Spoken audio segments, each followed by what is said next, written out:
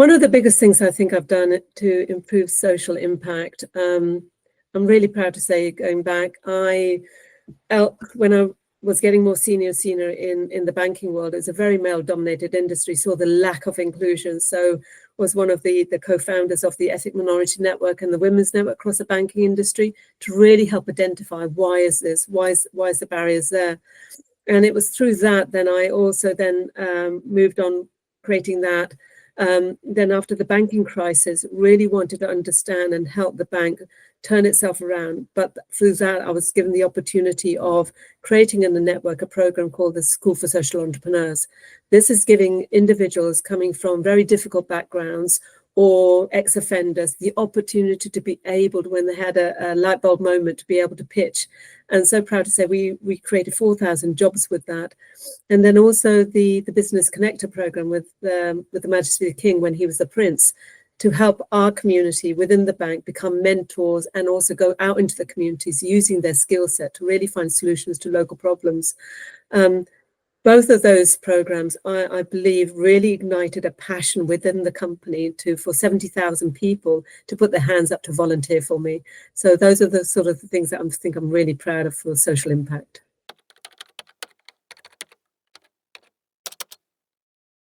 The one decision I made to help align my work with my values was, it took me decades, to be honest, to really be myself at work. In a male-dominated industry, constantly mimicking other people, trying to win their favor, being subservient, not really truly by myself. But when I realized, and actually my identity is my personality from home, I can't divide who I am, where I've come from my culture. That for me then became my biggest armor. So actually not leaving my identity, that I'm a migrant, that I'm a woman of color, that I'm a mother, that I'm a daughter-in-law, all of that is who I am. And that then really, I would say, empowered me to actually speak up. So for me, it is find your identity, be truthful to yourself, be proud of where you've come from, because that is where the courage comes in. That's where your purpose is identified and it pushes you forward. So for me, that's where my values are, and it defines my values to who I am, and constantly checking in on myself when I look in the mirror. Am I true to my own personal identity, my own personal values? And it's those that remind me every single day, I know why I'm doing what I'm doing.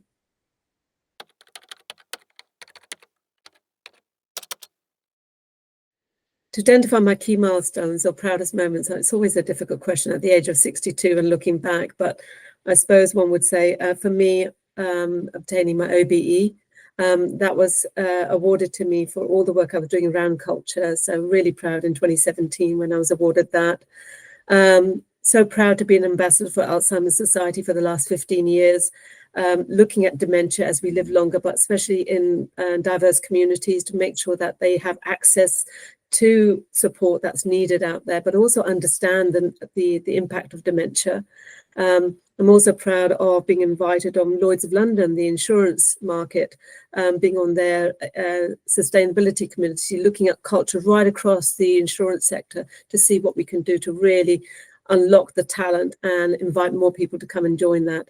And then finally, what I would say, I'm really proud of the global impact I've been having since I retired in 2017 from the banking world as an international speaker, to be able to share my thoughts, my own personal experiences, but really unearth the word of purpose. Why does purpose matter so much? Where does courage come from? And how do you translate purpose in your everyday life? So for me, to be able to go and speak and share that with around the world is something really humbling for me.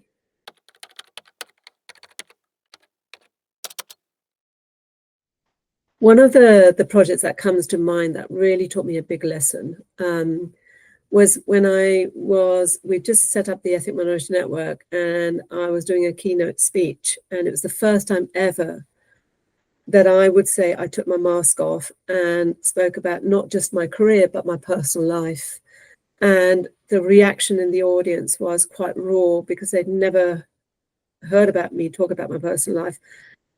But it taught me such a vital lesson, because through that one talk, it had such a ripple effect and hugely changed the direction of my career and my personal life. So ended up doing a shed loads of things that over that period of time that I never would have imagined that the doors or the opportunities would be there for me. So one thing I would say is, when you take ownership of who you are, when you take ownership of that, I don't want to leave my identity at the door anymore, that I'm not worried that I'm a woman of color, that I've come from a completely different, diverse background, I hadn't gone to Russell University, things that I've been hiding. When I actually shared them with the public and shared them with the audience, it really made me feel that this was truly me. And it then catapulted me into roles and things that I never would have imagined. So I would share with anybody, be proud of your identity. Be proud of how far you've come to be here today. It's not just what's on your CV that can make a difference to you.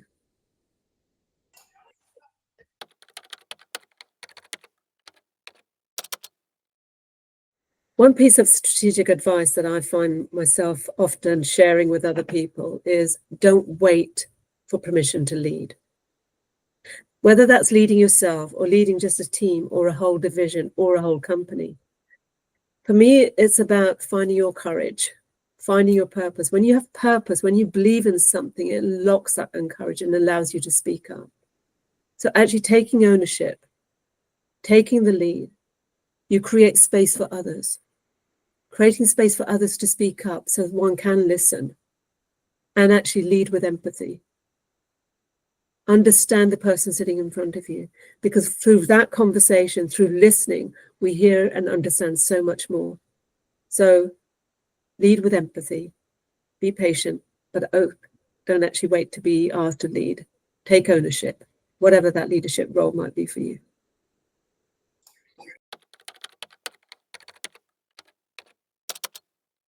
I would say one learning from delivering, whether it be large projects or from startups to where I am today, is to really acknowledge that understanding the people or the beneficiaries you're trying to support, that is not one thing that's going to fit everyone. So be agile, be adaptable, be prepared to change and shift, but more importantly, listen to those people, those voices that will help you really find your truth, find the path that you need to go on. So it's building that vision in your head that you are adaptable, that you're scalable, and don't have that fixed mindset, have a growth mindset that allows you to understand and be challenged back, then not just stay in your own thinking that this is the way it goes, but listening to other people. So hopefully that will help you to scale up, to listen, to remain agile, to be empathetic, and remain curious.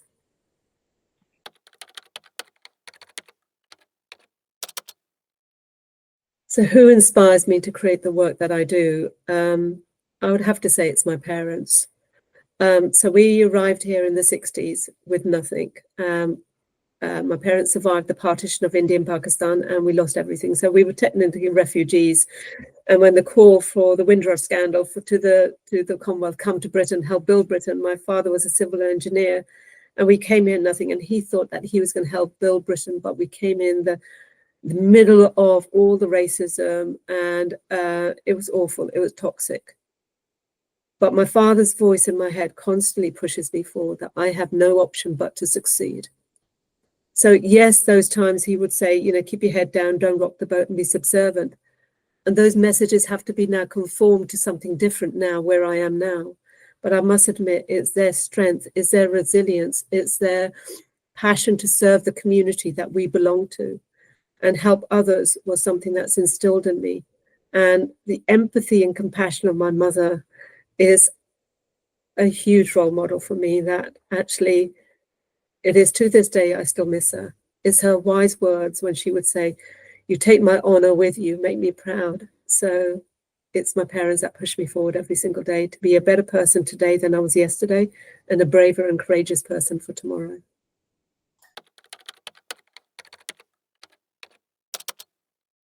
The thing that brings me the most work joy, if I can say humbly, is when I hear a story or some feedback or a message on LinkedIn that somebody's heard my keynote or they've read something that I've said that's empowered them to speak up, that's empowered them and encouraged them to actually say they're not alone. For me, that really helps me fuel my purpose to push forward. That if I can help one person that can find their courage, can find their true self, that for me is the thing that pushes me forward. And it gives me great joy and empowers me to carry on with what I'm trying to do.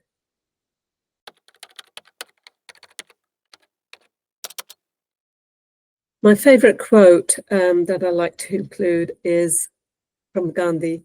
Be the change you wish to see in the world. For me, this has anchored me throughout my career and my personal life. I couldn't always control the environment I was in, whether it's in my personal or work. But what I could control was how I choose to show up. Sometimes that's difficult. Sometimes it was hard. But that constant way, it's me. I have to change within in order to actually make the change around me to happen. So whether that's the boardrooms or whatever it might be, is actually making sure that I show up in the way that I want to show up and really have my values that I really understand and then mean a lot to me. And those are my red lines. So for me, being the change that I want to see is the thing that pushes me forward. And it's the quote that constantly anchors me